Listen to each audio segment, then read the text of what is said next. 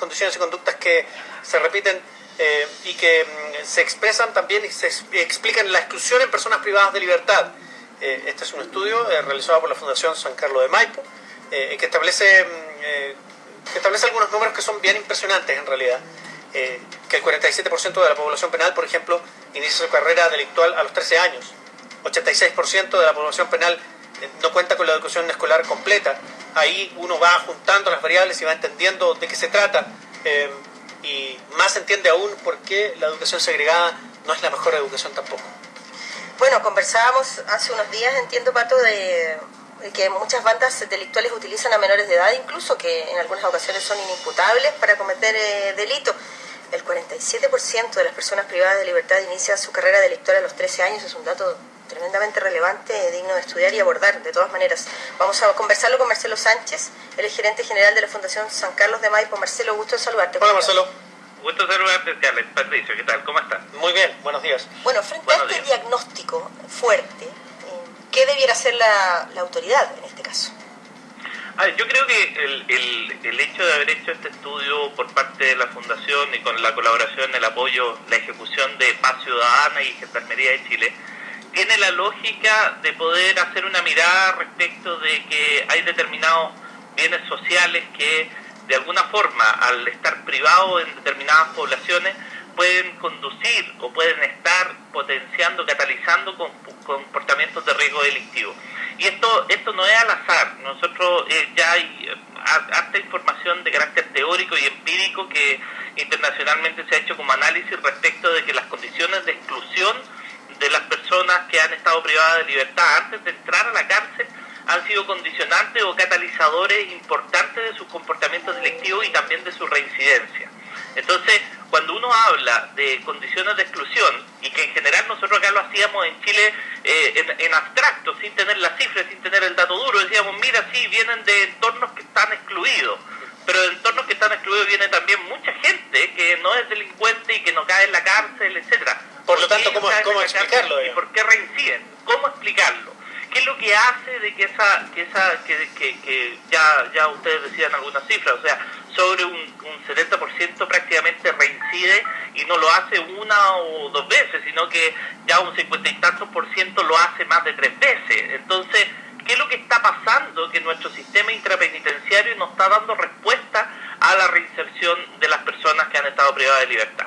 Y si uno analiza las cifras, se empieza a dar cuenta también de estas condiciones de base o estas condiciones de entrada, donde el 86% efectivamente no ha terminado su educación, donde el 61% tenía consumos problemáticos de droga y alcohol, donde el 47% de los hombres habían pasado por centros del Sename, etcétera, donde vivían en entornos que además estaban muy degradados, donde se vendía droga en más de un 60%, donde se consumía en más de un 62%, donde habían peleas y riñas en más de un 54%, y donde habían pandillas, que es un fenómeno que está recién partiendo, que si tú preguntas en el entorno en donde nosotros trabajamos, muy poca gente había reconocido que existía esta figura de las pandillas, no obstante que nosotros lo veíamos en las poblaciones. Entonces, hoy día, este estudio de exclusión social, que es pionero para determinar estas variables, nos está dando estas cifras que nos dice, mire, ponga ojo en la prevención, ya que hoy día también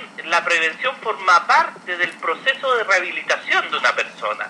Cuando las personas salen de la cárcel y vuelven a reproducir estas mismas condiciones de exclusión, cuando son incapaces ni siquiera de reinsertarse, sino de incapaces de insertarse en la sociedad, porque muchas veces ni siquiera tuvieron la opción previa de poder insertarse en ella, y vuelven a encontrarse con este tipo de situaciones que son catalizadores de conducta criminológica, finalmente tenemos estos niveles de reincidencia que claramente no contribuyen en nada a reducir las cifras de victimización que hoy día tanto están en la palestra.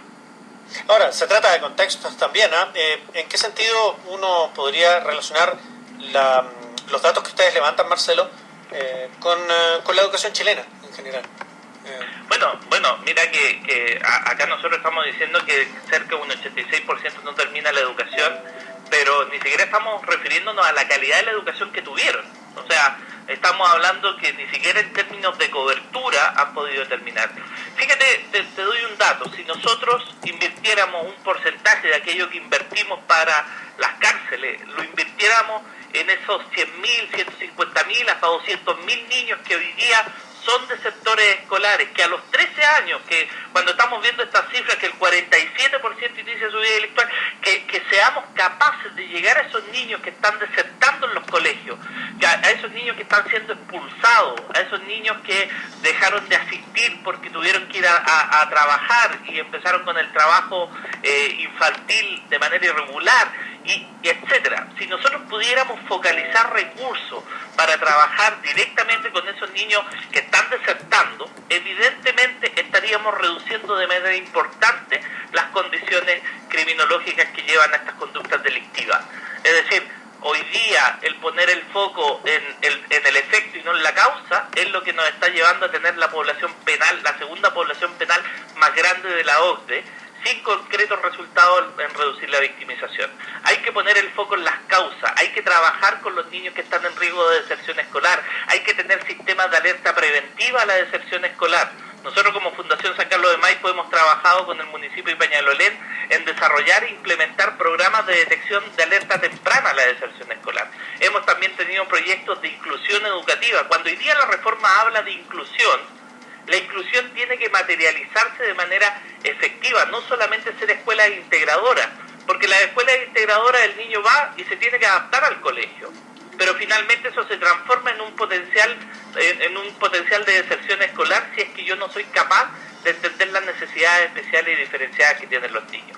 Los proyectos educativos tienen que abrirse a esos espacios donde la calidad docente promueva la retención escolar, esté atento y esté inserto en un entorno comunitario donde los vecinos, cuando vean al hijo de vecino en la calle porque está con uniforme y no está yendo al colegio, tenga también una natural preocupación con su vecino y se comprometan y sea una tarea colectiva. Nosotros hemos perdido mucho de eso, hemos perdido el trabajo comunitario y eso es lo que tenemos que rescatar. En la medida que comprometemos a la comunidad en estos factores preventivos, vamos a prevenir el embarazo adolescente, vamos a prevenir la deserción escolar, vamos a prevenir la violencia, vamos a prevenir las pandillas, vamos a prevenir la falta de acceso a la salud y a muchas otras cosas que finalmente son o están a la base para potenciar estas conductas criminales a tan temprana edad como los 13 años, que es lo que las cifras nos están indicando. Marcelo Sánchez, yo quiero preguntarte porque se nos acabó el tiempo, pero brevemente, en las políticas que se han aplicado en los últimos años, cuando hablamos de cárceles concesionadas, en fin, de terminar con el hacinamiento, ¿esto va dirigido a cambiar las cosas o en definitiva se ha cambiado poco y nada? Yo creo que básicamente generar un sistema de administración de cárceles no condice necesariamente con el resultado respecto de los índices generales de reinserción. Nosotros estamos viendo que antes de 3 años el 60% de las personas que han estado privadas de libertad ha reincidido. Cuando tú miras las cifras y te das cuenta de que la reinserción, la reincidencia de volver a la cárcel es de un 60%, ningún sistema está demostrando ser efectivo. Pero si tú te fijas en las cifras de reincidencia de los métodos alternativos a la cárcel, alcanza cifras del orden del 28% a un quinto del costo que significa la privación de libertad.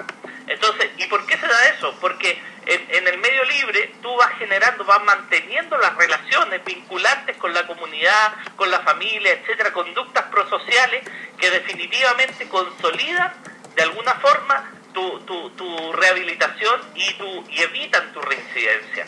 Entonces, estamos apostando a la cárcel, a fortalecer mecanismos privativos de libertad que aumentan los niveles de exclusión con las familias y con las comunidades para tener una reincidencia de sobre el 60% versus poner esos mismos recursos y muchos menos para tener mejores condiciones de efectividad en penas que no sean privativas de libertad. Entonces, la mirada hay que cambiarla y hay que dar la pelea donde corresponde, hay que dar la batalla poniendo los recursos donde vamos a lograr la menor reincidencia y en consecuencia vamos a llevarle más tranquilidad a la gente, vamos a llevar menos victimización y vamos principalmente a mirar a la persona que está sobre el delincuente y a rehabilitarla y a rescatarla como sociedad.